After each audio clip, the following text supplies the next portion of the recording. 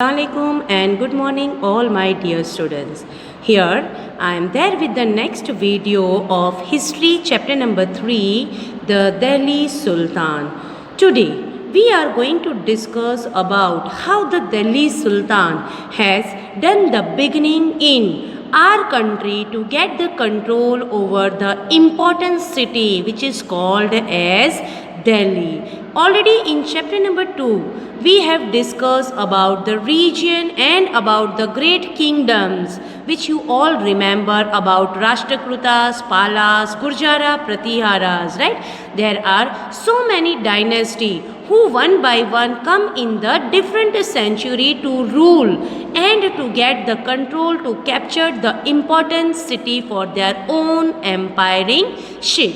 In this lesson we are going to talk that after the new kingdoms, right, and after such dynasty, now there is no ruling ship in our country. So now the Delhi city, which is just as a common city, is now empty. Empty का मतलब है अकेला, जहाँ पर अब कोई भी नहीं है.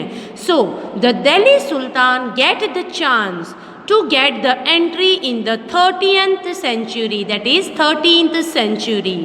13th सेंचुरी में दिल्ली सुल्तान ने हमारी कंट्री के सिटी पर कब्ज़ा कर लिया जिसका नाम था दिल्ली सिटी. फिर दिल्ली सिटी में सुल्तानों ने आने के बाद उसमें लॉट ऑफ डेवलपमेंट और चेंजेस लाए जिससे उन्होंने दिल्ली का फाउंडेशन शुरू किया. Do know what do mean by foundation?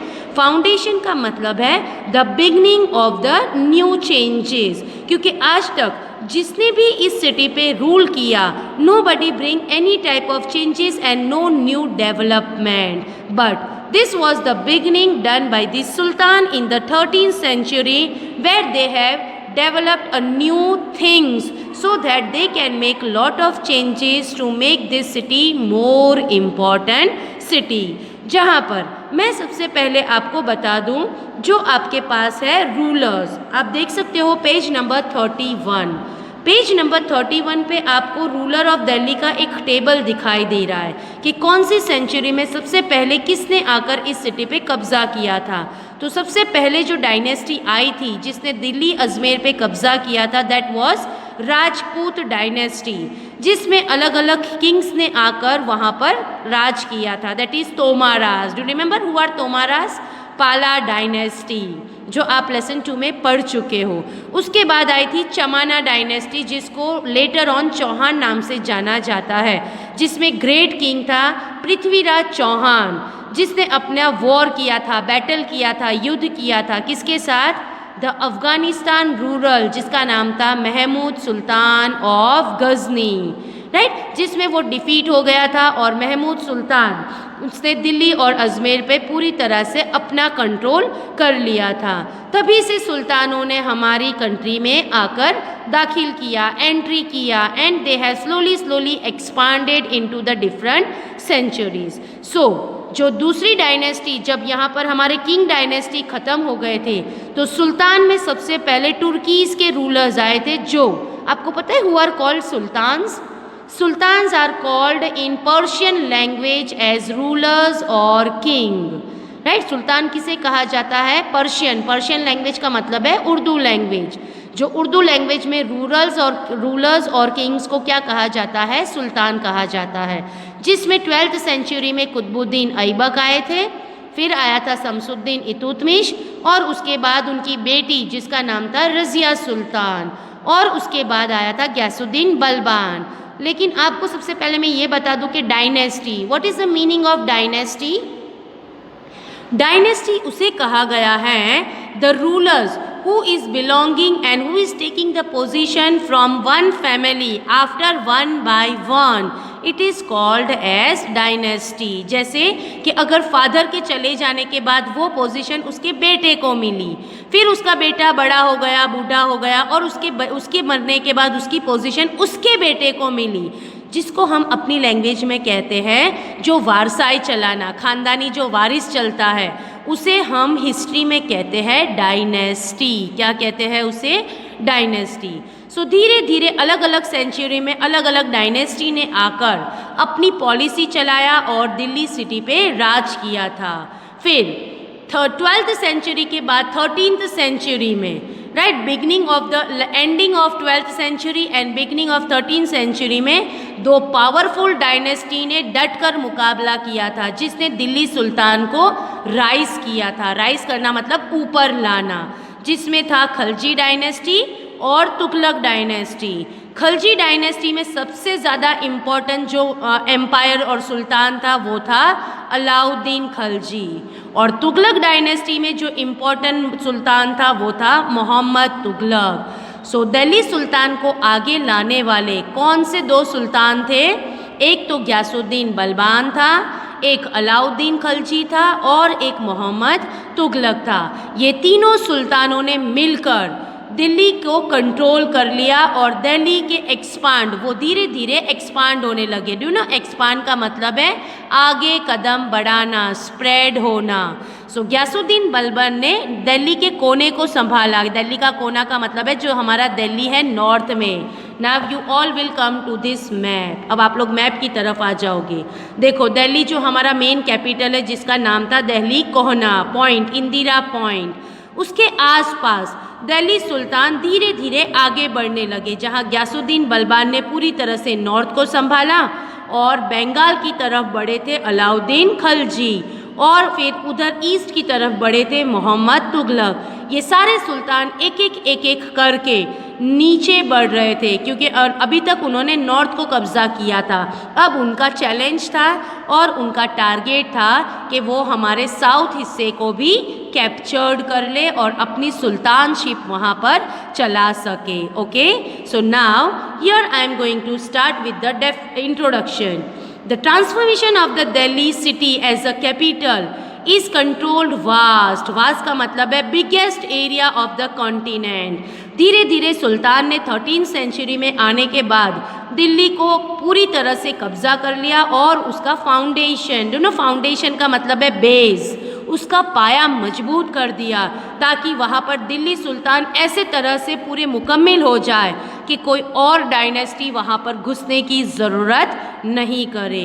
The Delhi Sultan will make the city in the area. धीरे धीरे दिल्ली सुल्तान ने आसपास के सब कॉन्टिनेंट को, अलग अलग एरिया को कब्जा किया और वहाँ पर सिटीज़ को डेवलप करना शुरू कर दिया, जहाँ पर उन्होंने बहुत सारी चीज़ों को फाइंड आउट किया था। तो here finding out about Delhi sultan. आपको पहले ये बता दूं कि आपको पता है कि 11th सेंचुरी और 12th सेंचुरी में बेटा क्या चलता था?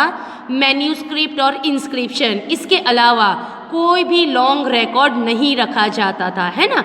तो यहाँ पर दिल्ली सुल्तान ने मैन्यूस्क्रिप्ट को आगे बढ़ाया। मैन्यूस्क्रिप्ट को पहले हम पाम लीव्स या बार्क ऑफ ट्री पे रखते थे, जो लॉन्ग रिकॉर्ड में नहीं रखा जाता था, क्योंकि उस टाइम पर पत्तों को इंसेक्ट खा जाते थे, जिससे जितना भी उस पत्तों पे लिखा हुआ था वो सब डैमेज हो जाता था, डिस्ट्रॉय हो जाता था। लेकिन लॉन्ग टाइम रिकॉर्ड रखने के लिए वो क्या इस्तेमाल करते थे? इंस्क्रिप्शन। इंस्क्रिप्शन का मतलब क्या है? What do you mean by inscription?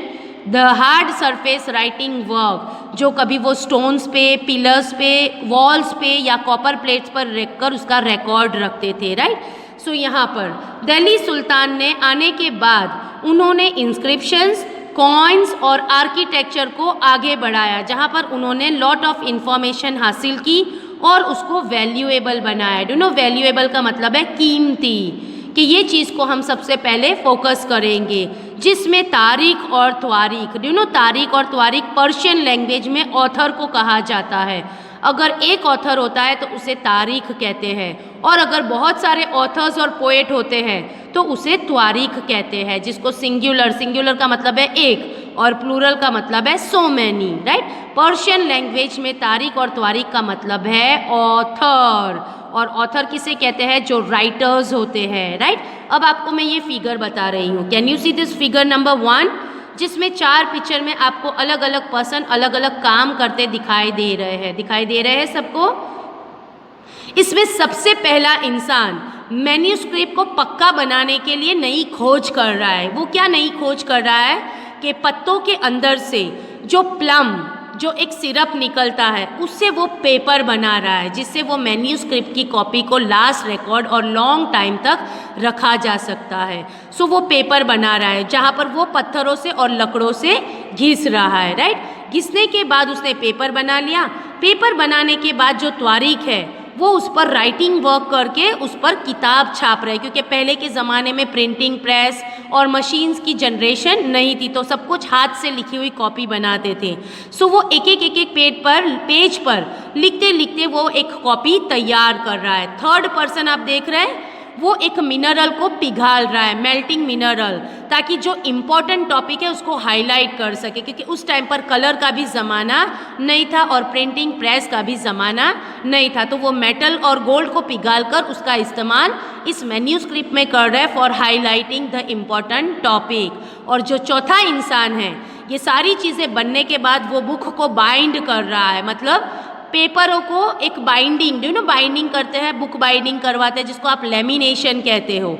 इसी तरह से बहुत साल पहले उसको बाइंडिंग करते थे। लेमिनेशन तो अभी नया जनरेशन है, इसीलिए तो उस टाइम पर बाइंडिंग करने के लिए वो सुई धागों से एक एक पेज को टाका लेते थे और उससे वो एक मोटी किताब तैयार करते थे। तो ये चीज़ किसके आने के बाद हुआ था? As a new changes and new development after the Delhi sultan. So clear about this page? Okay, in the next video I will continue from the next topic. Okay, so Allah Hafiz and thank you.